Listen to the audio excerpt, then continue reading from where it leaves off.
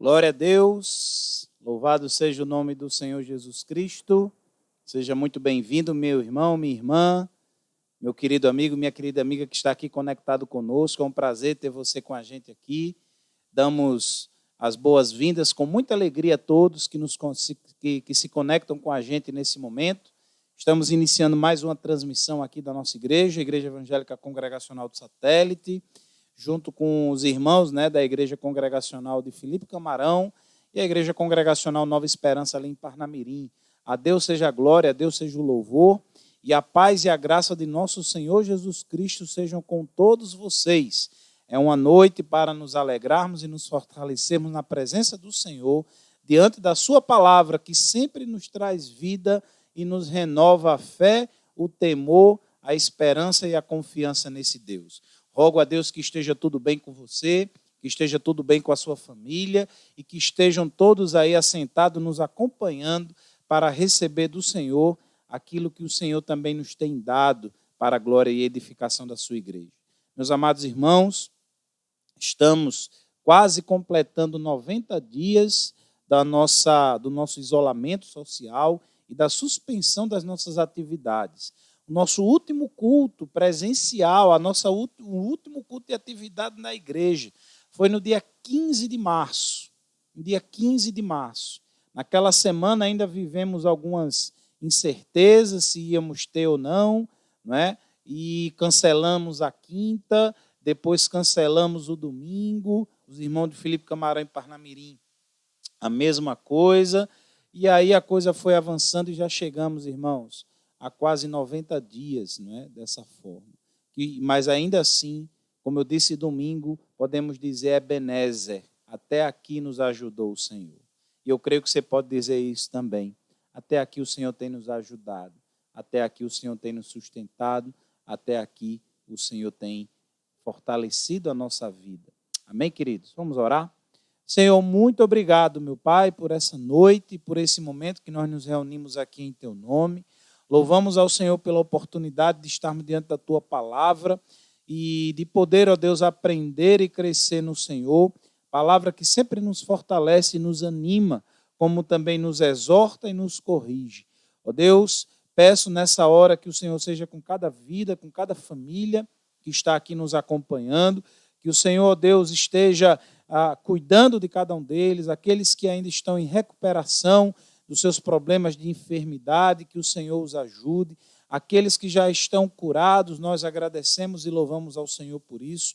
Aqueles que estão enfrentando outras lutas, que não seja na área da saúde, mas que o Senhor, Deus, continue sendo Deus de providência, o Deus da grande provisão na vida deles para a glória do Teu nome, para que assim, ó Deus, todos juntos podemos estar louvando o Senhor.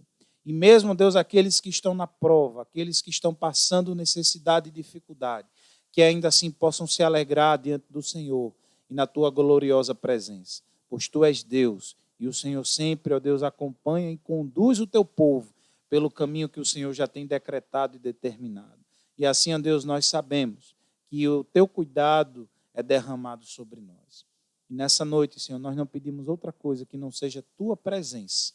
Ó Deus, Tu que és o Deus onipresente, Tu que estás em todos os lugares, Tu que estás aqui nessa hora, nessa transmissão, e o Senhor que está, ó Deus, com os nossos irmãos espalhados pela nossa cidade, pelo nosso estado, até pessoas, ó Deus, de outras cidades e outros estados nos acompanhando, o Senhor está com eles também. Que o Senhor, Deus, manifeste o Teu poder e a Tua graça e nos fortaleça, ó Deus, no ânimo na fé, no ânimo na alegria, no ânimo, ó Deus, no temor ao Senhor, para que na certeza de que, mesmo que sobrevenha o pior, estamos seguros em Ti e guardados no Teu santo nome. Obrigado, meu Deus, assim Te louvamos, Te agradecemos e Te bendizemos em nome de Jesus. Amém. Glória a Deus. A Deus seja o louvor, a Ele seja a nossa adoração, pois Ele é o único digno de receber a nossa adoração.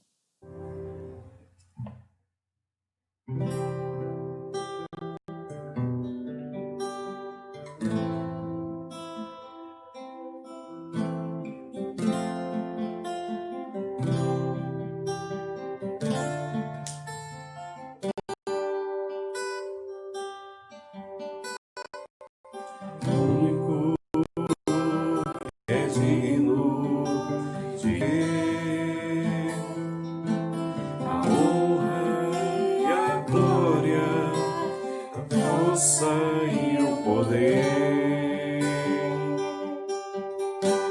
ao Rei eterno e imortal, invisível, mas real, a Ele ministramos o louvor.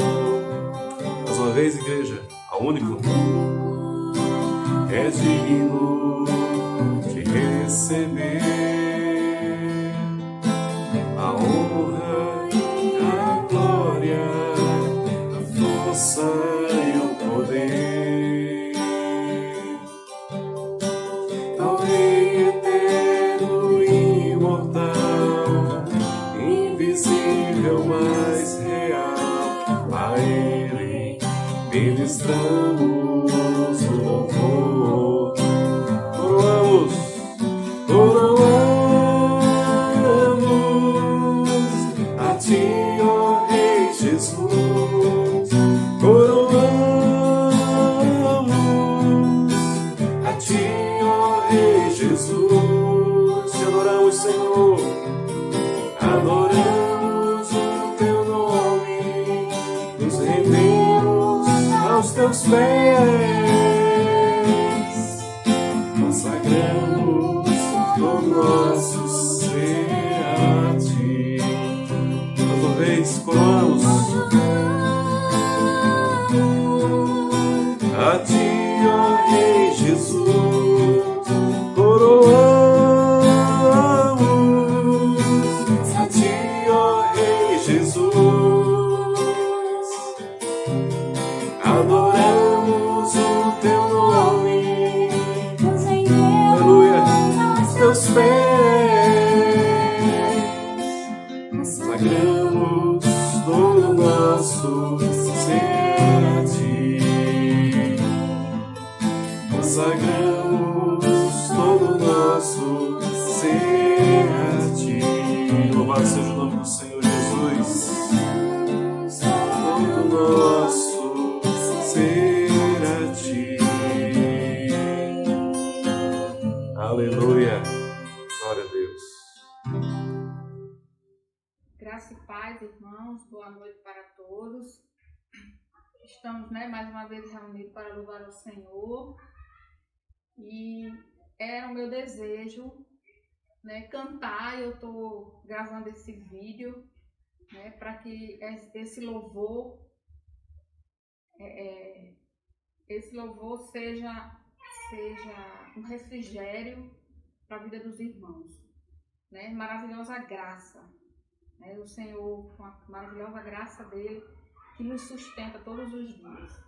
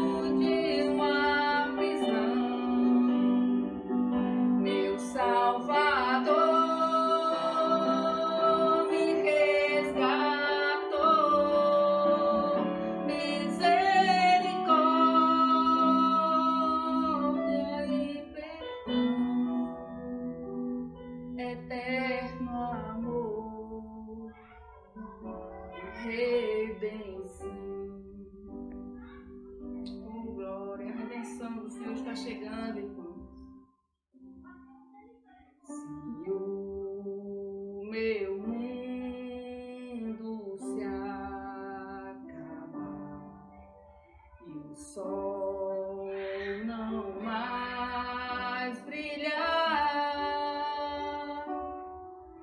o Deus que um dia me chamou será para sempre meu, será para sempre meu, será para sempre meu.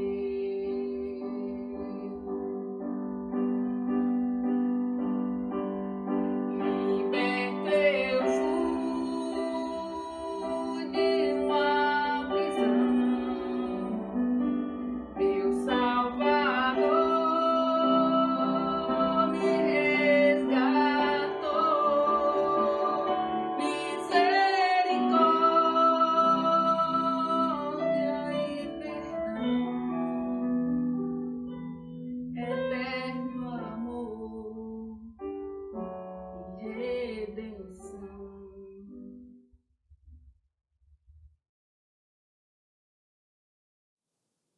Louvado seja o nome do Senhor Jesus Cristo, irmãos. Graças a Deus, glórias sejam dadas ao Senhor, porque somos sustentados por essa maravilhosa graça do Senhor. A Ele seja a glória, a Ele seja o louvor para todos sempre em nossas vidas. Amém, queridos? Convido você já a abrir sua Bíblia aí comigo, então, no livro de Atos dos Apóstolos, capítulo de número 28. Atos dos Apóstolos, capítulo de número 28. Amém? Quem achou, diga amém. Ou escreva amém aí nos comentários. Estamos encerrando assim a nossa série, de mensagens e exposições no livro de Atos dos Apóstolos. Desde meados de julho para agosto, que nós estamos estudando aqui, capítulo por capítulo, este livro. E tanta coisa nós aprendemos já, e creio que os irmãos foram desafiados e, ao mesmo tempo, levados pelo Santo Espírito a clamar ao Senhor por misericórdia, por perdão, por transformação de vida, por uma vida mais íntegra no Evangelho, por uma fidelidade no serviço a Deus, tantas coisas que nós aprendemos. E creio que não será diferente aqui neste último capítulo que agora iremos passar a ler. Acompanhe comigo a leitura, fazendo a leitura aqui na versão da Bíblia Nova Almeida atualizada, a NAA, tá bom? Diz assim: uma vez em terra, verificamos que a ilha se chamava Malta. Os nativos nos tratavam com singular humanidade, porque acendendo uma fogueira, acolheram a todos nós por causa da chuva que caía e por causa do frio. Tendo Paulo ajuntado e tirado a fogueira, atirado à fogueira um feixe de gravetos, uma víbora, fugindo do calor, prendeu-se na mão dele. Quando os nativos viram a víbora pendurada na mão de Paulo, disseram uns aos outros: certamente este homem é assassino, porque, salvo do mar, a justiça não o deixa viver. Porém ele, sacudindo a víbora no fogo, não sofreu mal nenhum. Mas eles esperavam que Paulo viesse a inchar e cair morto de repente. Depois de muito esperar, vendo que nada de anormal lhe acontecia, mudando de opinião, diziam que ele era um deus.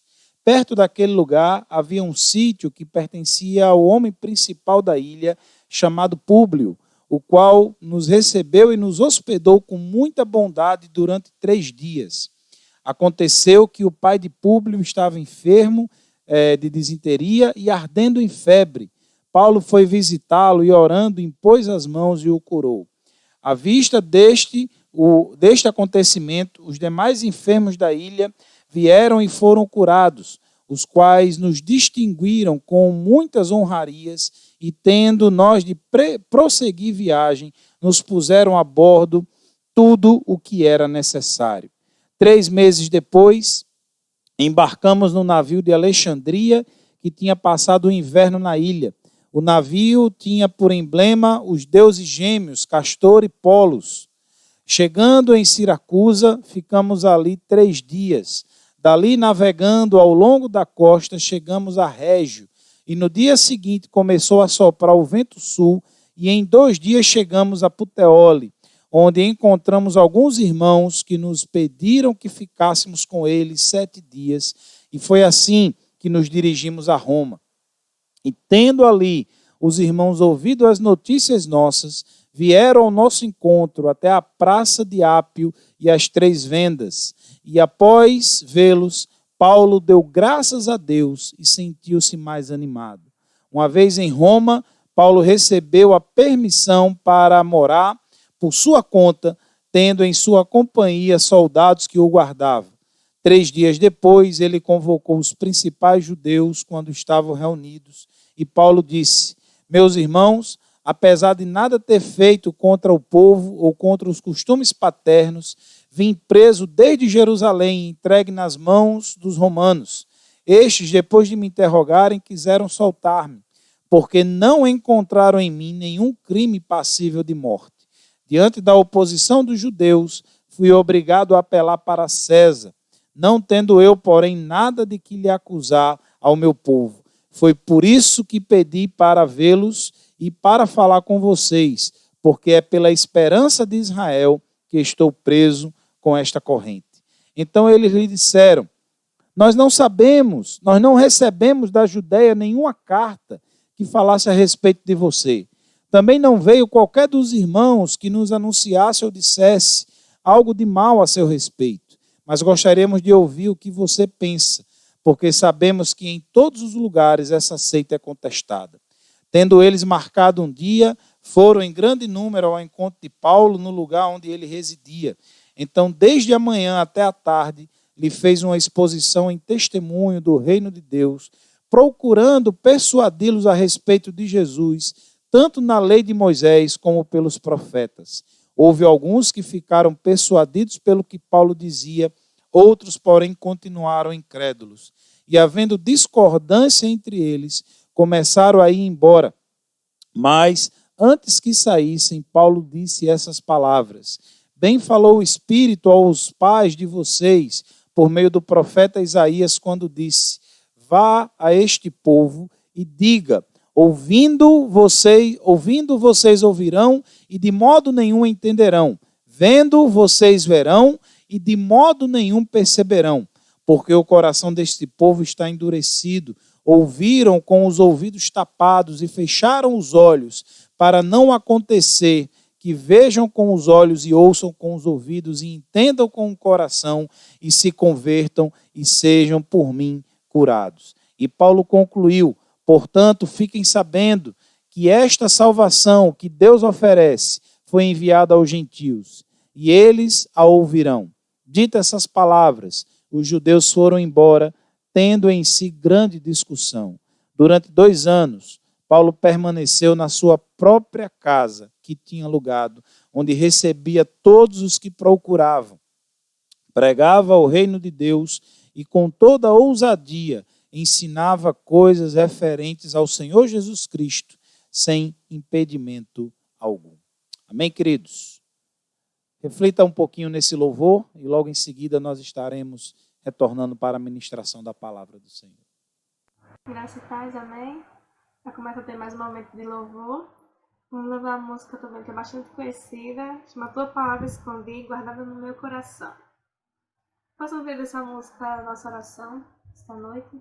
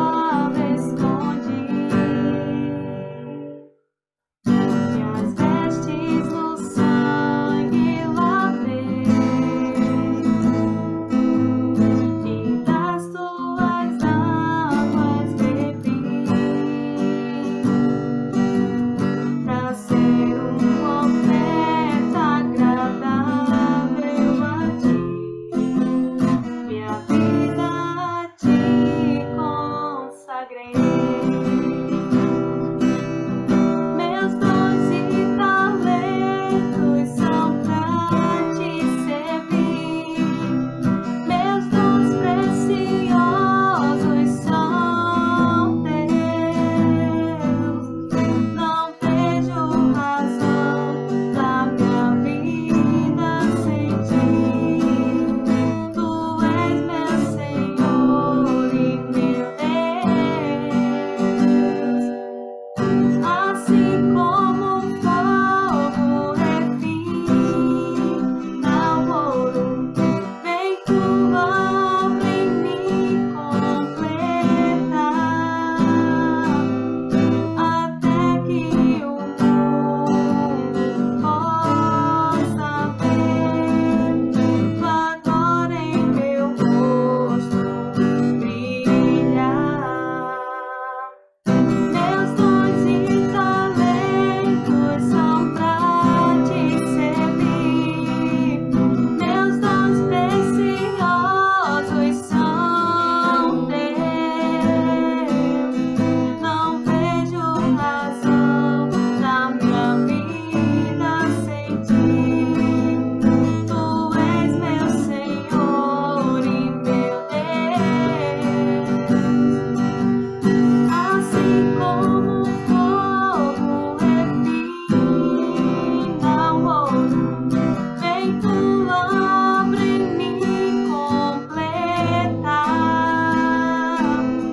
até que o mundo possa ver tua glória em meu rosto brilhar, até que o mundo possa ver tua glória em meu rosto brilhar.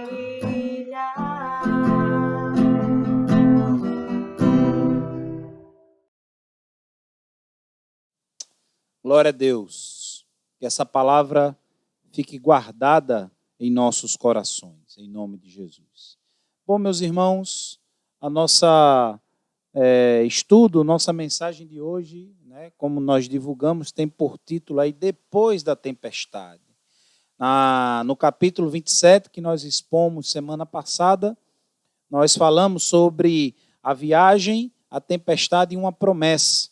Né? A promessa que Paulo tinha de chegar a Roma, mas que para o cumprimento dessa promessa, muitas situações Paulo teria que passar, teria que encarar e teria que suportar, como nós vimos. Né?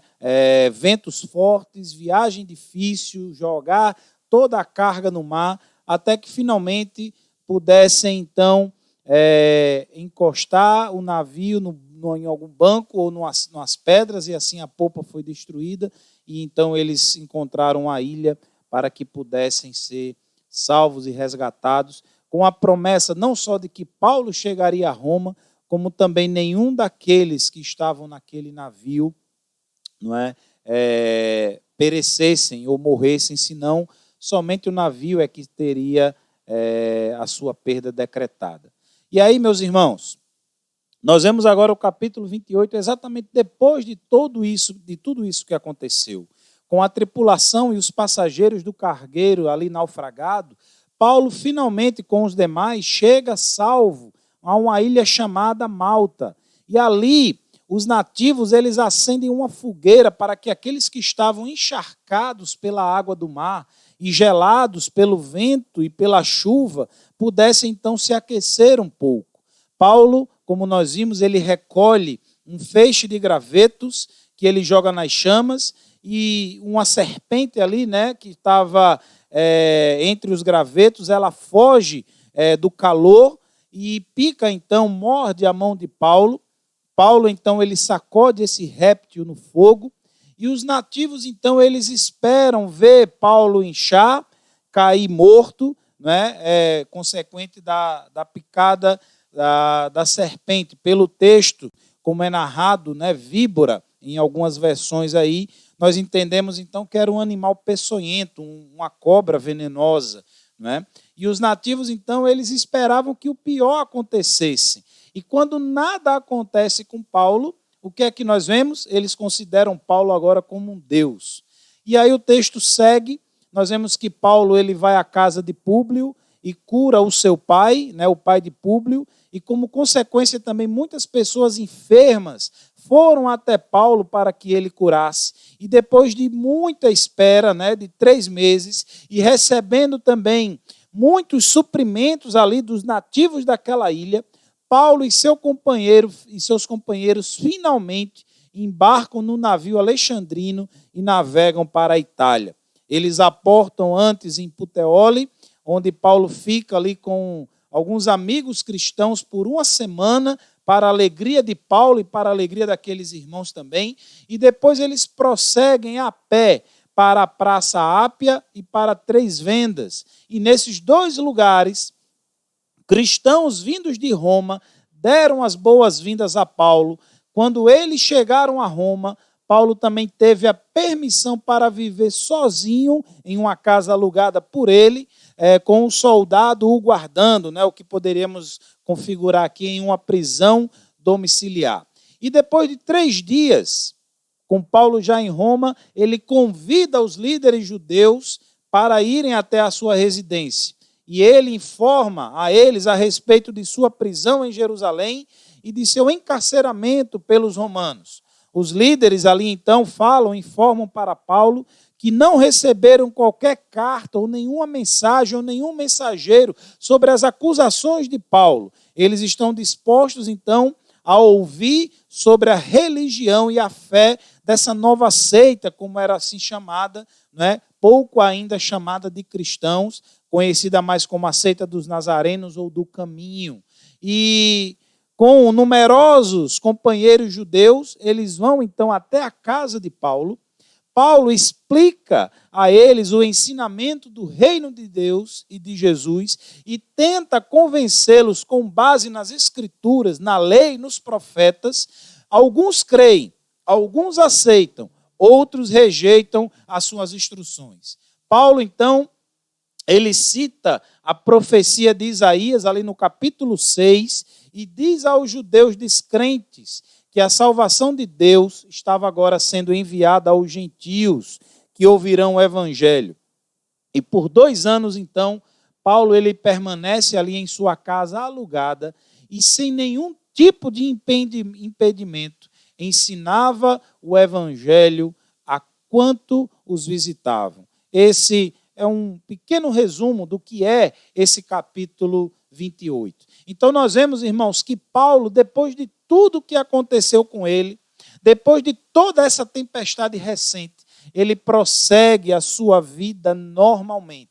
Ele prossegue a sua vida cumprindo e obedecendo os propósitos de Deus. A palavra de Deus, nós sabemos que por várias vezes Paulo, ele desejava ir a Roma, mas sempre foi impedido de realizar o seu sonho. O próprio texto de Romanos, capítulo 1, dos versos 1 a 13, fala sobre isso. Paulo queria chegar à capital do império, irmãos, e visitar os crentes, para que com alegria pudessem ali se alegrar, se recrear no meio deles. Romanos 15, 32, vai dizer exatamente isso.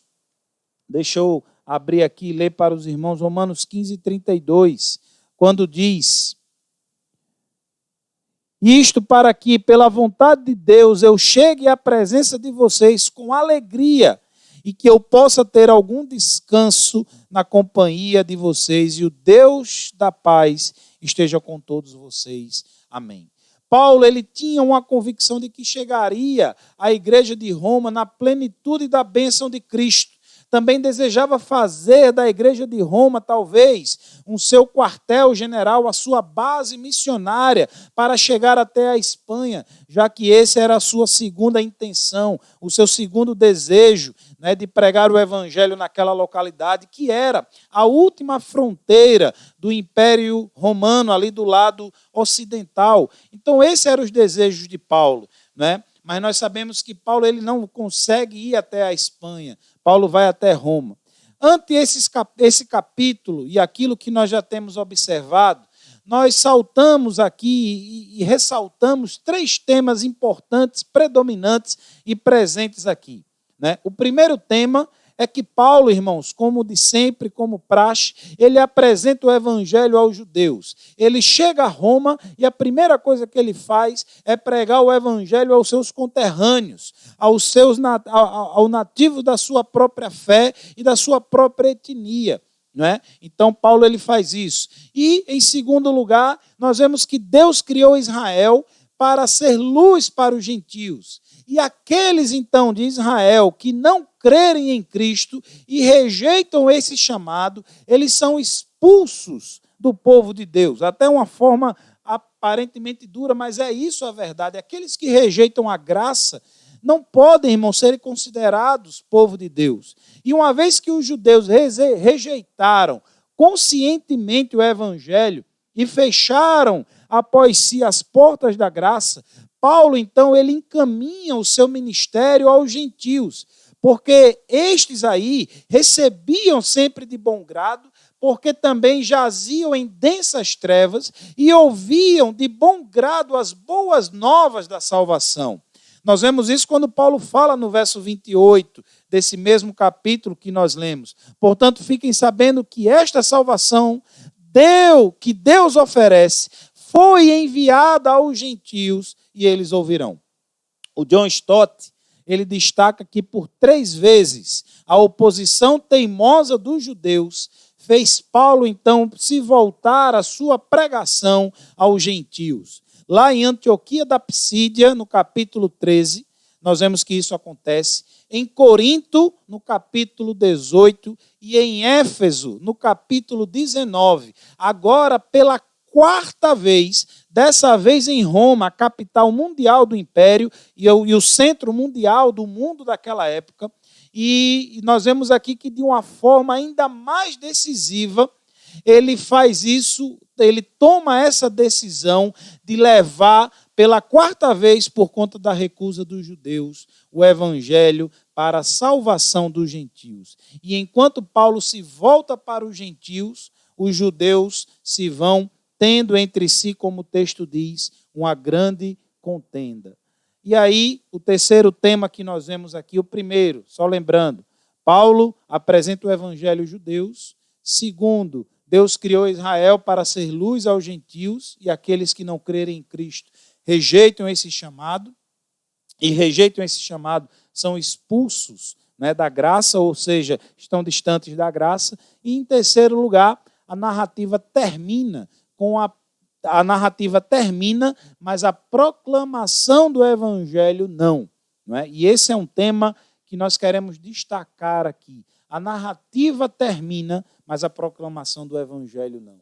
Diante disso, irmãos, do que nós temos aprendido, principalmente nesses 2 últimos capítulos, e seguindo, né, especialmente nesse último, do capítulo 28, o que é que nós podemos aprender aqui, ante a tantas situações que nós também enfrentamos em nossas vidas, ante a tanta tempestade, a tanto temor e aos temores do nosso cotidiano que nós enfrentamos? O que é que nós podemos aprender aqui com a vida de Paulo e com essa narrativa bíblica para que possamos fortalecer cada vez mais a nossa vida e a nossa fé na presença do Senhor? Em primeiro lugar, meus irmãos, devemos aprender que o tempo é de Deus e não nosso. O tempo é de Deus e não nosso. E Deus, ele tem o seu tempo decretado em toda a nossa história. Ele é o Senhor do tempo. Ele é o Senhor da eternidade. Ele é uma frase que eu ouvi já há muitos anos, que diz, né, que o Senhor saiu da eternidade e entrou no tempo para nos tirar do tempo e nos levar para a eternidade. Porque, irmãos, todo o tempo está no controle dele. Por nossa própria vontade, nós queríamos que essa pandemia tivesse terminado no dia seguinte que ela começou. Por nossa própria vontade, talvez seria esse o tempo que nós haveríamos de determinar se pudéssemos ou se tivéssemos esse poder. Mas nós sabemos, irmãos, que Deus é que determina todas as coisas. E o tempo transcorre sempre em conformidade com os seus soberanos e com seus eternos propósitos. Paulo, ele foi impedido de ir a Roma no tempo que queria ir e da forma que desejava. Não porque pôde visitar a igreja de Roma dentro desse tempo desejado por ele. Acabou, então, ele escrevendo assim, nesse período, ele acabou escrevendo aquela igreja, né? E se Paulo tivesse visitado a igreja de Roma antes, talvez fôssemos privados desse grande tesouro que é a carta aos romanos. É exatamente porque Paulo foi impedido antes de visitar a Roma, é que nasce a carta aos romanos. E aí nós entendemos também, irmãos, por que determinadas coisas acontecem e não são desproposital. Elas seguem o curso soberano, elas seguem um plano maior a ser executado em nossas vidas. O tempo de Deus, irmãos, ele faz com que a gente aprenda as coisas de Deus, progrida na graça de Deus e observe o agir de Deus. É nesse tempo que Paulo é impedido de ir a Roma, que ele escreve um dos maiores tratados e um dos livros, talvez, do Novo Testamento, um dos mais importantes de todo o entendimento cristão, do que é a vida cristã, do que é a teologia cristã e do que é a vida cristã, que é o livro de Romanos. Quando os nossos caminhos, irmãos, aí aprendemos isso, quando os nossos caminhos parecem fechados, Deus está nos abrindo uma porta maior. Os propósitos de Deus jamais serão frustrados. Os caminhos de Deus são mais altos do que os nossos. Os impedimentos de Deus estavam na agenda de Deus para um benefício maior, não apenas para a igreja de Roma, mas para todos os cristãos de todos os tempos. Hoje, irmãos, nós somos edificados por causa do impedimento de Deus na vida de Paulo, porque somos abençoados com esse livro chamado Romanos e com demais escritos de Paulo. Mas observe, irmãos, tudo ocorre no tempo de Deus.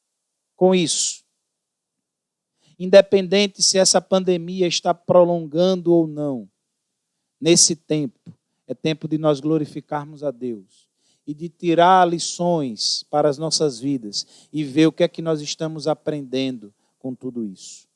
É tempo, irmãos, como diz aquela canção dos Salmos e Hinos, né? É tempo, o mestre está chamando já, marchar, confiando, não é? E aí, irmãos, é tempo de nós colocarmos o nosso tempo em total dependência ao Senhor eterno, ao Senhor do tempo e de todas as coisas. Não se preocupe, irmãos, com o dia de amanhã, não se preocupe com como serão as coisas daqui para frente. Nós sabemos que Deus, ele já está no amanhã. Nós não sabemos como será o fim de tudo, mas uma coisa sabemos, Deus já está lá. Ele é o Senhor do tempo. Ao mesmo tempo, irmãos, que nós possamos aproveitar tudo isso para aprender e crescer e a colocar em prática aquilo que Deus tem como propósito para as nossas vidas. Voltando aqui, irmãos, nós percebemos que a visita de Paulo a Roma não era apenas um sonho de Paulo. A visita de Paulo a Roma era um projeto de Deus. Quando Paulo foi preso em Jerusalém, ao testemunhar ali ousadamente perante o sinédrio judaico, o próprio Deus apareceu a ele em uma visão, em um texto que eu já citei várias vezes, Atos 23:11, quando o Senhor encoraja Paulo e diz que importa que ele dê esse mesmo testemunho que ele deu em Jerusalém, diante da cidade de Roma e de todos aqueles que estão naquela cidade. Nós vemos que os acontecimentos vão desenrolando e nós vemos que Festo, ele tenta mais ceder à sedução aos judeus e entregar Paulo nas mãos dos judeus do que aos romanos, até que Paulo apela para ser julgado em Roma, fazendo uso então da sua cidadania, aquilo que imediatamente Paulo é atendido. E como nós vimos no capítulo anterior, a sua viagem para Roma, então, ela foi tumultuada, ela foi cheia de percalços. Paulo chega a Roma como um prisioneiro, depois de enfrentar um terrível naufrágio. Durante 2 anos ficou detido numa prisão domiciliar em Roma, que é o que nós estamos lendo aqui no capítulo 28, sempre tendo a companhia de um soldado, a guarda, né, ali na porta de sua casa. E nessa prisão domiciliar, numa casa alugada por ele mesmo, Paulo, ele tinha liberdade para receber as pessoas e instruí-las, como nós vemos aqui no verso 23 desse capítulo. Nesse tempo, Paulo, então, ele prega o reino de Deus com toda intrepidez e sem nenhum impedimento ensinava as coisas referentes ao Senhor Jesus Cristo. Diante disso, irmãos, nós aprendemos mais algumas coisas. Nós aprendemos que o tempo é de Deus e que nós devemos estar sujeitos a Ele. Mas nós aprendemos também, irmãos, que na adversidade aprenda, mas também ensine. Na adversidade, esteja disposto a aprender com tudo aquilo, a crescer com tudo aquilo, mas também a ensinar outros a vencer. Paulo, irmãos, ele diante disso tudo, ele passa a ser um escritor diligente. Paulo foi o maior escritor da Nova Aliança. Ele escreveu 13 dos 27 livros do Novo Testamento. E de Corinto, ele escreveu suas 2 cartas à igreja de Tessalônica, mas fez uma sublime abordagem ali sobre a escatologia, a doutrina das últimas coisas, e a carta aos Gálatas, uma consistente e robusta defesa da fé cristã. Quando Paulo estava em Éfeso, ele escreveu suas 2 cartas a Coríntios, a primeira para resolver problemas sérios que estavam minando a igreja, como divisões, intrigas, imoralidades, desvios quanto à liberdade cristã, a doutrina da ceia, dos dons e da ressurreição. E na sua 2ª carta aos Coríntios, nós vemos ali uma epístola mais diligente, mais pessoal do apóstolo, e ele faz uma defesa contundente também do seu apostolado. Já no fim da 3ª viagem missionária, antes de ir para Jerusalém, provavelmente de Corinto, ele escreve então a sua carta aos Romanos, o maior tratado teológico do Novo Testamento. E da sua primeira prisão em Roma, que é essa que nós estamos falando, Paulo escreve 4 cartas: Efésios, Filipenses, Colossenses e Filemão. E aí, irmãos, em meio às adversidades, aprenda e ensine. Paulo, no meio da prisão, ele usa esse tempo para ensinar outros, para instruir outros, não em sua própria sabedoria, mas no conhecimento da revelação soberana de Deus. Lembre-se, todos esses escritos de Paulo são considerados escritos sagrados, uma inspiração divina para a instrução e crescimento do povo de Deus em amor, fé, compromisso e piedade e fidelidade ao Senhor. Paulo escreve, irmãos, a carta aos Efésios, que é um importante tratado teológico também e eclesiológico do Novo Testamento. A carta aos Colossenses foca, então, a sua atenção à doutrina de Cristo, sendo aí um robusto compêndio de cristologia ou da doutrina de Cristo que é relatada ali. A carta ao Filemão é uma epístola pessoal do apóstolo, dirigida ali a um crente em Colossos, cuja igreja se reunia em sua casa.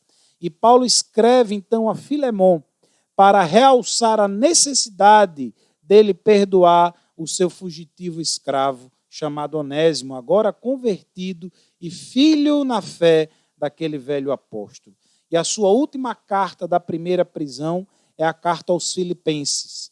E essa é a epístola da alegria.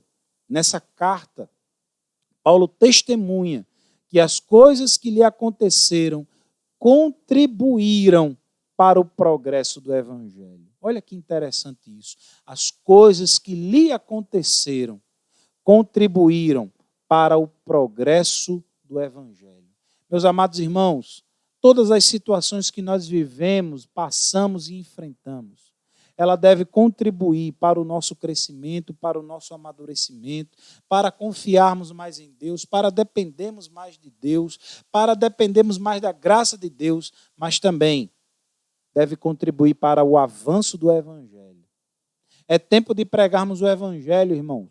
O mundo está carente da mensagem da esperança. O mundo está carente da mensagem da salvação. Em meio à adversidade, aprenda e ensine. Em meio às circunstâncias difíceis, meus irmãos, nós devemos levar o amor, a esperança e a paz aos corações abatidos nesse momento tão difícil que o nosso país, que o nosso estado passa. Talvez pessoas que moram ao seu lado, vizinhos a você, estão talvez carentes de uma palavra de Deus, de esperança e de salvação. Você é o portador da luz, você é o portador da graça de Deus. O Senhor, irmão, nos encoraja nesse momento para que possamos ser tomados pelo poder de Deus, pela graça de Deus, para que primeiro nós possamos triunfar sobre as dificuldades e as lutas que se levantam contra nós, para assim, em meio a tudo isso, aprendermos e crescermos e mostrar o caminho a outros. Oh, meus irmãos, o Evangelho ele não é egoísta. O Evangelho ele é compartilhamento. O Evangelho ele é o compartilhar da graça, do amor e das boas novas desse Deus. O Evangelho é a certeza de que eu estou salvo em Cristo Jesus Cristo. Eu estou salvo no meu Redentor e no meu Salvador. E ao mesmo tempo eu levo essas boas novas de salvação. Eu replico essa verdade preciosa para a vida de outros. Paulo, irmãos, incansavelmente ele faz isso. E tudo o que aconteceu na vida do apóstolo contribuiu exatamente para o progresso do Evangelho. Filipenses capítulo 1, verso 12, o apóstolo ele vai dizer o seguinte, verso 12, diz: quero ainda, irmãos, que saibam que as coisas que me aconteceram têm até contribuído para o progresso do Evangelho. Que coisas aconteceram a Paulo? Vamos relembrar um pouco. Ele foi perseguido em Damasco, ele foi rejeitado em Jerusalém, ele foi esquecido em Tarso, ele foi apedrejado em Listra, ele foi açoitado e preso em Filipos, ele foi escorraçado de Tessalônica, ele foi enxotado de Bereia, ele foi chamado de tagarela em Atenas e de impostor em Corinto. Ele enfrentou feras em Éfeso, ele foi preso em Jerusalém, foi acusado em Cesareia, enfrentou um naufrágio na viagem para Roma e foi picado por uma cobra em Malta. Talvez a gente pensasse, né? Que coisas poderiam ter contribuído? Talvez a gente só pensasse em coisas boas, as bênçãos que Deus proporcionou. Talvez Deus deu uma casa para Paulo, talvez deu uma carruagem com cavalos puro sangue para que Paulo pudesse viajar por terra. Talvez Deus deu o maior navio da época para que Paulo pudesse viajar seguro a mar. Geralmente a nossa tendência é pensar nas prosperidades, para que quanto mais próspero eu sou, talvez mais fácil eu prego o Evangelho. Eu quero dizer, irmãos, que prosperidade material muitas vezes faz com que a gente se torne limitado e preguiçoso para pregar o Evangelho e para a obra de Deus. A prosperidade material muitas vezes faz com que eu fique enfadado das coisas de Deus. Paulo, irmãos, ele enfrenta tudo isso. E por incrível que pareça, ele diz que todas essas situações foram contribuições divinas para que ele pudesse progredir na pregação do Evangelho. Meus amados irmãos, as situações adversas, irmãos, devem nos levar a pregar do Evangelho de Cristo. A história do nosso líder, né, da igreja congregacional, o Dr. Robert Reid Calley. É uma história que traz exatamente um pouco disso. A história conta que Calley foi criado na igreja presbiteriana, mas depois, durante muito tempo, ele se declarou ateu ou não crer em Deus. E até que certo dia ele foi tratar de uma senhora no hospital, ele era médico, e ao tratar dessa senhora, ela via sempre ela agradecendo a Deus em meio à sua enfermidade e às suas dificuldades. Ele via aquela senhora agradecendo a Deus. E certa vez, então, aquela senhora pega um pão duro, velho já, que foi dado como alimento para ela, e ela dá graças a Deus por aquilo, agradece a Deus por aquilo, e come aquele alimento com alegria e singeleza no seu coração.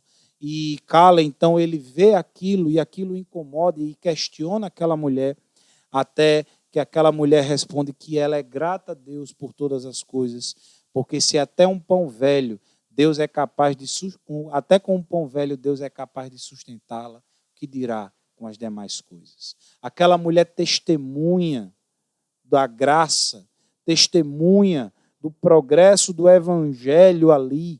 E aquela mulher talvez não tivesse a ideia, a dimensão de aquele homem se tornaria um importante missionário, propagador do evangelho do nosso Senhor Jesus Cristo. Veja, aquela mulher estava numa situação totalmente inesperada e imprópria, internada em um hospital, comendo um pão velho e duro. Mas ela proclama o evangelho. E às vezes, irmãos, nós não estamos num hospital, nós não estamos comendo um pão velho e duro e nos calamos. Os momentos de adversidade, irmãos, devem contribuir para que o evangelho seja pregado.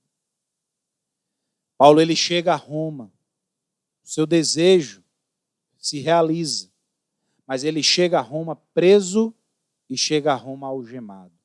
Estava agora na antessala do martírio, no corredor da morte, com o pé na sepultura e a cabeça na guilhotina de Roma.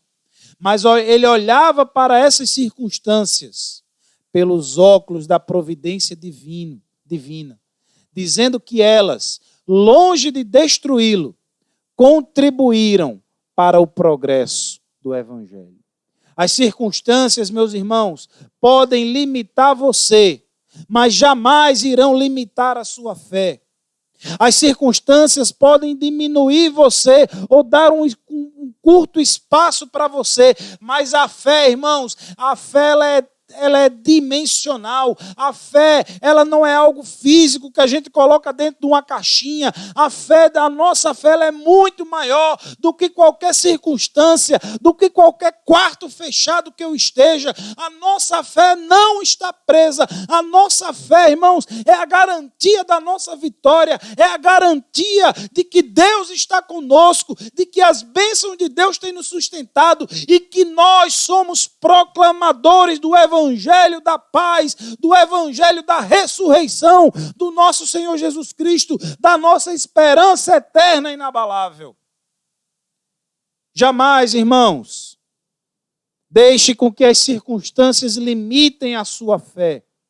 Elas podem limitar você como nós estamos limitados agora, presos em nossas casas, tendo que nos guardar dentro dos nossos lares para não correr perigo de pegar esse vírus. Porém, a nossa fé não está presa. Temos que saber usar os recursos que nós temos para anunciar com ousadia, com fé, a palavra e a mensagem da salvação do Senhor. Paulo, meus irmãos, ele jamais se considerou prisioneiro de César, mas um prisioneiro de Cristo. Ele jamais murmurou, atribuindo a Satanás suas cadeias. Embora Satanás tenha intentado contra ele, nunca Paulo o considerou como um agente de seus sofrimentos. Quem estava no comando de sua agenda não era o inimigo, mas o próprio Deus. Paulo não acreditava em casualidade, nem em determinismo. Ele sabia que a mão da providência de Deus o guiava até mesmo na prisão. Ele foi perseguido, ele foi odiado, ele foi caluniado, ele foi açoitado, ele foi enclausurado, mas jamais viu os seus adversários como autônomos nessa empreitada. Ele sempre olhou para os acontecimentos na perspectiva da soberania e do propósito de Deus. Por isso, ele se considerava um embaixador em cadeias. Glória a Deus. Oh, meus irmãos, Não procure culpados. Não procure em quem você vai depositar sua culpa se as coisas não estão dando certo. Tire os seus olhos até mesmo da culpa. Tire os seus olhos do que lhe incomoda e enxergue a providência de Deus. E enxergue, irmãos, a ação de Deus. Será que a gente tem conseguido enxergar Deus em meio a tudo isso? Se você tem visto e enxergado a mão de Deus, irmãos, faça o segundo passo. Leve outros a enxergar também. Paulo, ele sabia, irmãos, que a providência de Deus o guiava até mesmo na prisão. Paulo estava preso, mas a palavra de Deus estava livre. Paulo considerava o evangelho mais importante que o evangelista, a obra mais importante que o obreiro. A divulgação do evangelho é mais importante que o mensageiro. Por isso, na prisão, Paulo foca a sua atenção na proclamação do evangelho e não em si mesmo. Não importa se o obreiro vive ou morre, desde que o evangelho seja anunciado. Em tempos hoje, onde as pessoas gostam de pregar, trazendo e fazendo sempre uma enaltação de si mesmo, uma enaltação das suas obras e dos seus feitos. Tocam tambor para aquilo que fazem, para que todos vejam o que fazem. A proclamação do evangelho nos ensina o contrário. Nos ensina, irmãos, a entender que a mensagem é mais importante que o mensageiro. Que o teor da mensagem é mais importante do que aquele que leva a mensagem. E de que o personagem principal de tudo isso é sempre Deus. Não toque tambor, irmãos, e queira atrair atenção para si por aquilo que você faz, às vezes usando até mesmo o nome de Deus. E com muitas vezes usando algo como querendo passar um ar de santidade ou de espiritualidade. Pregue a mensagem e faça com que a mensagem seja mais importante que você. Faça a obra de Deus, de modo que a obra de Deus se torne mais importante do que você. Paulo estava preso. Que honraria haveria para Paulo preso? Era uma vergonha naquela época, como é hoje ainda. Era uma vergonha naquela época alguém ser preso. Mas Paulo, irmãos, ele diz, eu não me vergonho do evangelho, porque ele é o poder de Deus para a salvação de todo aquele que nele crê. Meus amados irmãos, faça a cada dia que a presença gloriosa do nosso Senhor e Salvador Jesus Cristo seja exaltada cada vez mais na sua vida. Eu não prego, irmãos, e faço transmissões hoje buscando aplausos e reconhecimentos. No dia que eu estiver em busca disso, que Deus me mate e que Deus acabe com minha vida. Mas eu prego, irmãos, o evangelho e levo a palavra de Deus para que as pessoas entendam a mensagem dele, para que conheçam o Deus da história, que é o personagem principal de toda a Bíblia. Ele é o autor e ele é o personagem principal de toda essa história que nós estamos vivendo. Quando nós ensinamos e pregamos sobre Davi e Golias, a história é tão conhecida, muitas vezes nós queremos enaltecer a pessoa de Davi, mas temos que entender que o personagem principal daquela história está na soberania de Deus, que usa um jovem franzino e pequeno a enfrentar um perito em batalhas e guerra, que com apenas uma pedra consegue derrotá-lo. Essa é a soberania de Deus. O soberano da história é Deus. O principal da história é Deus. Temos que tomar cuidado, irmãos, com as nossas ações, com aquilo que nós fazemos, que muitas vezes estamos pensando que estamos glorificando a Deus, mas estamos trazendo, na verdade, glória e louvores para si mesmo. Paulo, ele não se importava com isso. Paulo, ele jamais pensava nisso para si. Paulo, ele queria, irmãos, que a palavra de Deus fosse compreendida, entendida e chegada a todos, e que todos compreendessem que o mais importante era a mensagem do que ele pregava, do que propriamente ele mesmo. Filipenses 1:20, ele diz que minha ardente expectativa e esperança é que em nada serei envergonhado, mas que com toda a ousadia, como sempre, também agora, Cristo será engrandecido no meu corpo, quer pela vida, quer pela morte. Meus amados irmãos, é Cristo que deve ser glorificado e exaltado. É Cristo que deve ser visto em nós. Por isso que Paulo afirma aos Gálatas: para mim o viver é Cristo e o morrer é lucro. Que as nossas ações, irmãos, sejam para glorificar a Deus. Não ache que você, por estar fazendo a obra de Deus, você precisa fazer com que as pessoas saibam o que você está fazendo. Basta Deus estar ciente disso.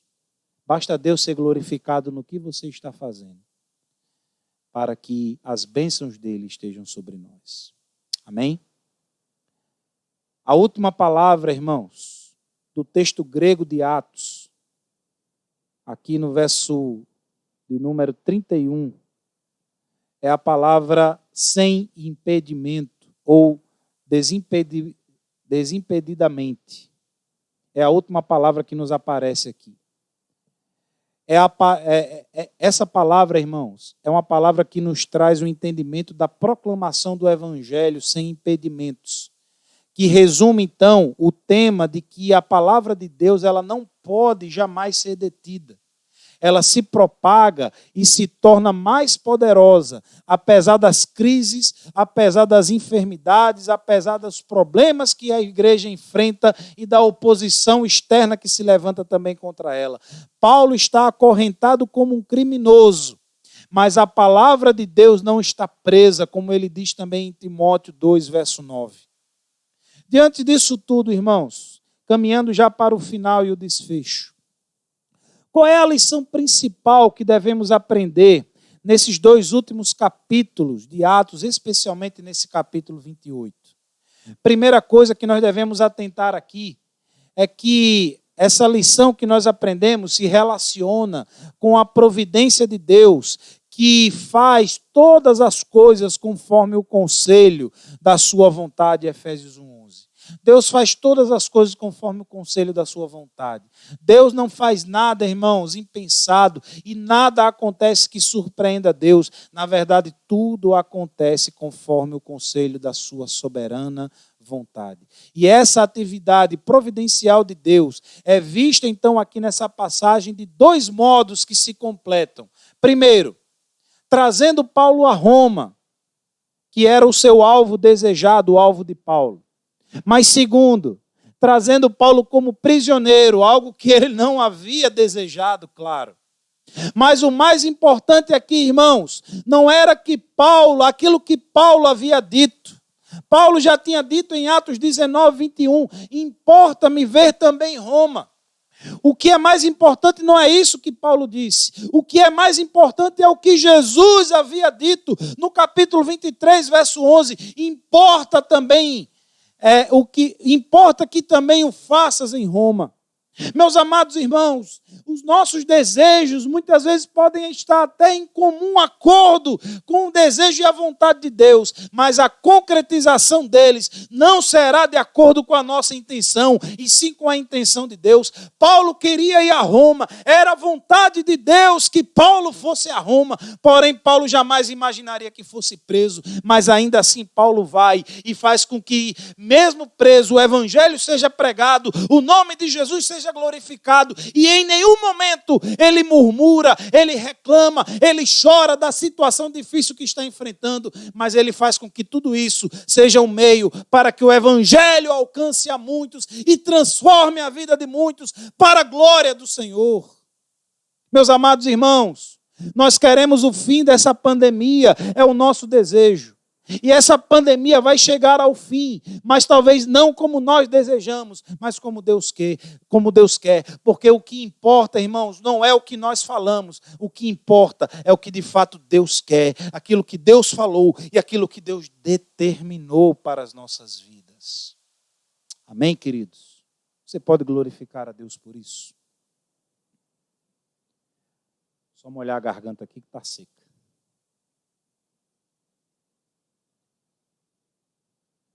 Uma circunstância após outra parecia conspirar para tornar essa chegada de Paulo a Roma impossível. Mas à medida que a narrativa vai avançando, como nós vemos ali no capítulo 27, a tempestade vai se tornando cada vez mais violenta, até que toda a esperança se perde, até do próprio Lucas, como nós vimos no capítulo 27, verso 20. E talvez a gente vai se perguntando ali como é que ele vai ser salvo do mar. Será que ele consegue? Será que Paulo iria conseguir, talvez, né, na narrativa do capítulo 27? Talvez a gente pensasse, como é que a gente vai conseguir? Será que conseguiremos, trazendo isso para nós, sair vivos e passar por tudo isso que nós estamos passando? E a resposta é, irmãos, claro que sim. Paulo conseguiu. E Paulo fez isso por causa da providência de Deus. Paulo chegou a Roma e cumpriu seus propósitos. Nós passaremos por tudo isso. E deixa eu dizer algo que talvez alarme o seu coração. E talvez a gente passe encarando a própria morte. Mas nós temos que entender, irmãos, que a morte para nós não é o fim. A morte para nós não pode ser considerada ou encarada como uma tragédia. A morte para nós é o livramento de um mundo corrupto e de uma natureza pecaminosa para o início de uma eternidade plena de amor e paz. Essa é a providência de Deus. Paulo tinha a promessa de chegar a Roma. Nós temos a promessa de chegar à eternidade com o Senhor Jesus Cristo. O livro de Atos, irmãos, ele termina sem uma conclusão. Atos termina com a perspectiva de uma missão irradiando de Roma para o mundo. A descrição que Lucas faz de Paulo pregando com coragem e sem impedimento simboliza uma ampla porta aberta pela qual hoje nós devemos passar. Atos dos Apóstolos. Esse livro já foi finalizado há muito tempo. Já foi encerrado há muito tempo. Mas os atos dos seguidores de Jesus devem continuar até o fim do mundo e as suas palavras devem se espalhar até os confins da terra. Peça com fervor, irmãos, que Deus capacite a você, por meio do Espírito Santo, a fazer a vontade dele. Pois é isso que acontece depois da tempestade. Continuarmos a fazer a vontade do Senhor. Para concluir, eu gostaria que você atentasse para esse testemunho que eu irei passar agora.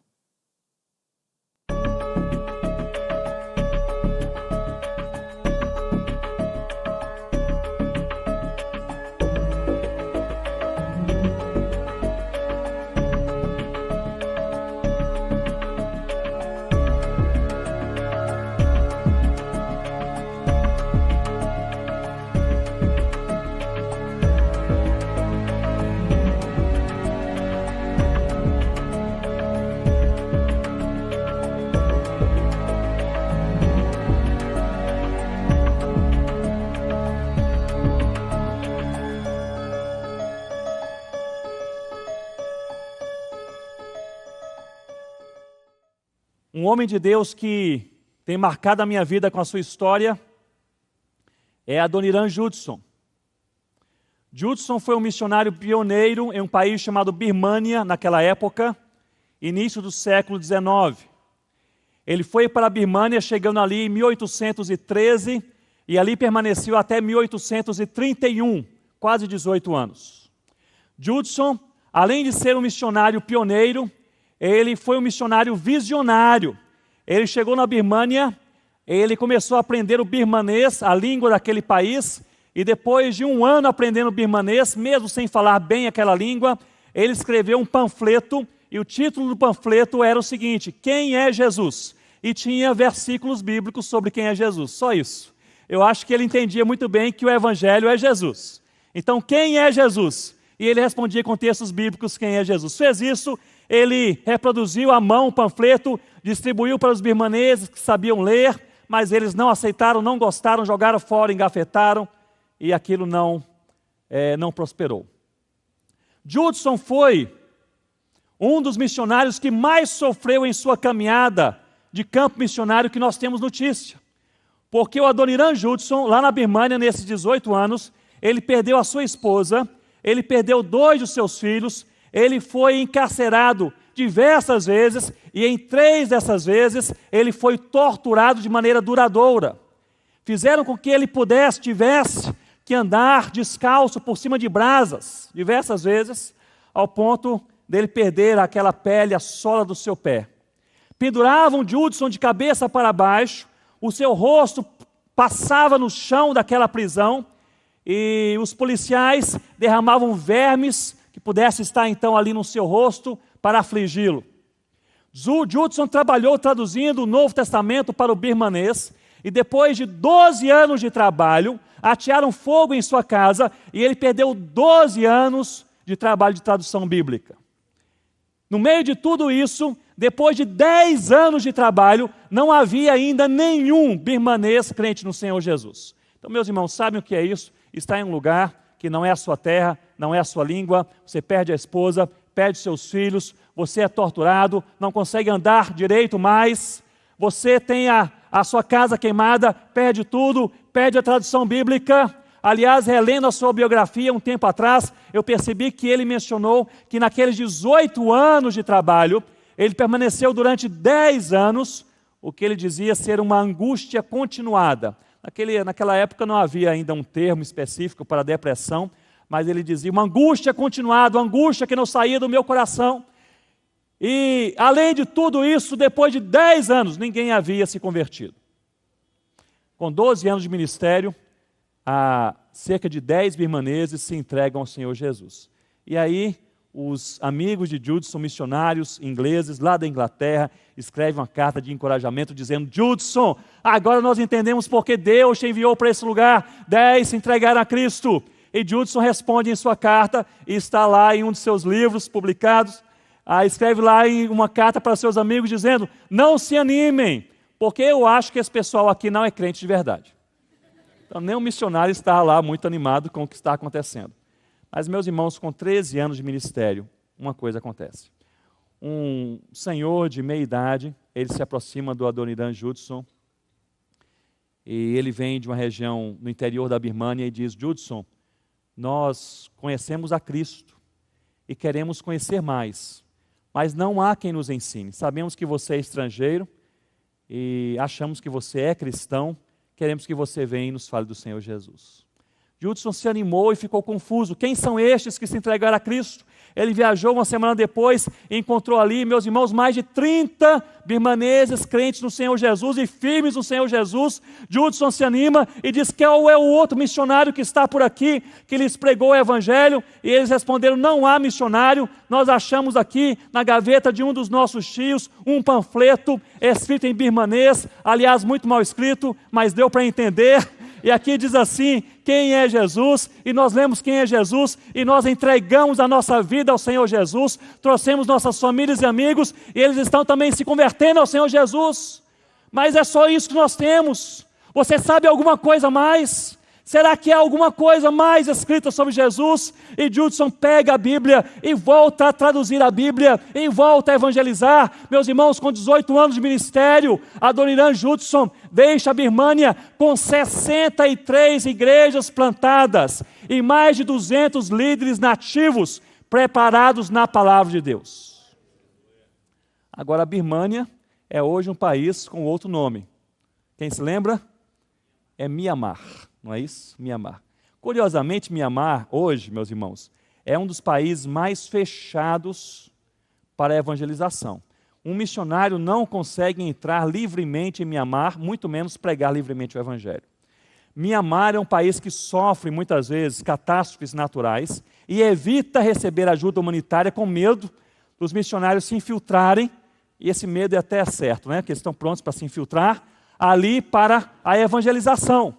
Mas havia um mistério em Mianmar até cerca de 10 anos atrás. O mistério era o seguinte: como em um dos países mais fechados para a ação missionária no mundo, em que não há liberdade nenhuma para a fé cristã, há hoje entre 2 a 4 milhões de crentes no Senhor Jesus.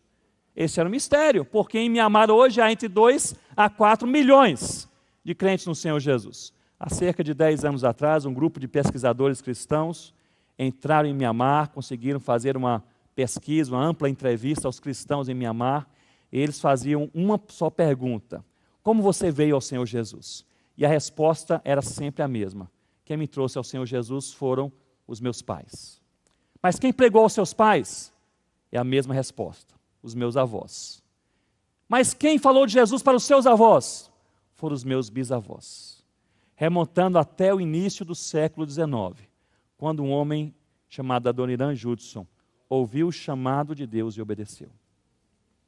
Nós não sabemos qual é o desenrolar da minha e da sua história, mas nós sabemos que nós nascemos em Cristo para obedecer ao chamado de Deus.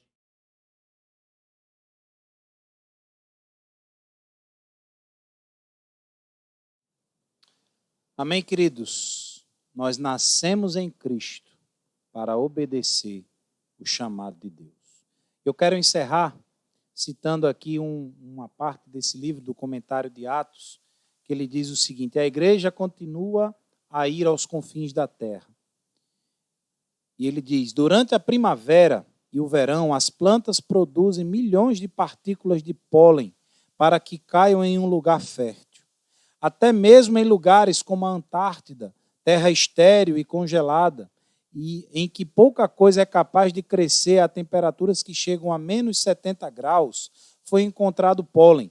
Os delicados grãos de vida continuam a se espalhar e ser levados pelas correntes de água e pelo vento que levanta o pólen no ar e o faz atravessar oceanos, até que seja encontrado nos montes mais altos, nos desertos mais estéreis e no fundo dos oceanos mais profundos. Da mesma forma, o evangelho que carrega a vida pode ser encontrado em toda parte.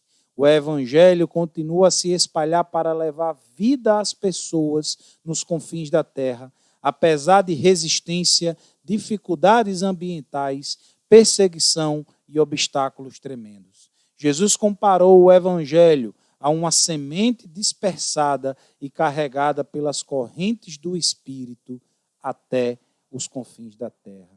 Meus amados irmãos, que seja assim a nossa intenção de progredir desimpedidamente com a mensagem da salvação do Evangelho. E essa é a última palavra que encerra esse livro de Atos.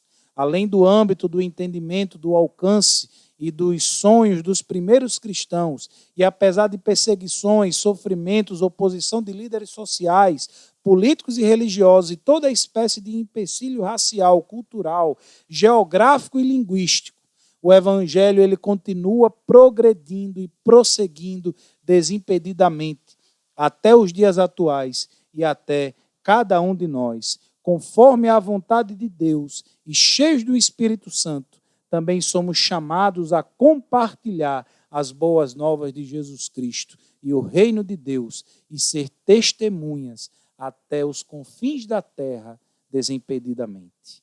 Que Deus te abençoe, meu irmão, e que possamos ser verdadeiramente testemunhas do Senhor, não olhando e não se colocando como desculpa a situação que nós vivemos, porque nada pode impedir o avanço e a progressão do Evangelho para a glória de Deus. Que seja você um instrumento de Deus para isso.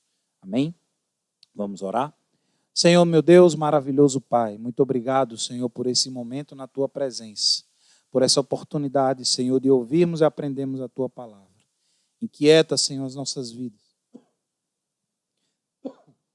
Inquieta, Senhor, o nosso coração cada vez mais, para uma vida plena em Ti, e para que nada possa nos calar e nos impedir, ó Deus, de sermos verdadeiramente Tuas testemunhas, proclamadores das Tuas santas verdades e do Teu verdadeiro e único Evangelho. Obrigado, Senhor. Obrigado pela vida desta igreja, pela vida de cada irmão que está aqui conosco. Nos firma cada vez mais na Tua palavra. Assim nós pedimos, nós agradecemos em nome de Jesus. Amém. Antes de encerrar, anunciando aqui, que as irmãs da UAF, amanhã, sexta-feira, as irmãs estão aí com uma programação especial de dia dos namorados. Não? É dia dos namorados, programação especial também, Mas é uma programação comemorativa ao aniversário das irmãs aí, 25 anos de atividade da UAF. Então, toda sexta-feira, vai ter uma live especial aí no Instagram, se eu não estou enganado. É isso, está ali, live no Instagram. Então, amanhã, às 19h30, estará aí a irmã Betânia, né? Louvado seja Deus, a missionária Betânia, nós já conhecemos muito bem. Estará, então, trazendo essa palavra para as irmãs e para todos também que assim desejarem, só acessar o Instagram da nossa igreja, que a transmissão será feita por lá. Tá bom, meus queridos? Está aí, convite feito. E, atendendo a pedidos, atenção, irmãos de Felipe Camarão. Atenção, irmão de Felipe Camarão. Alguns mandaram mensagem para mim dizendo que só passa vídeo do satélite no encerramento do culto.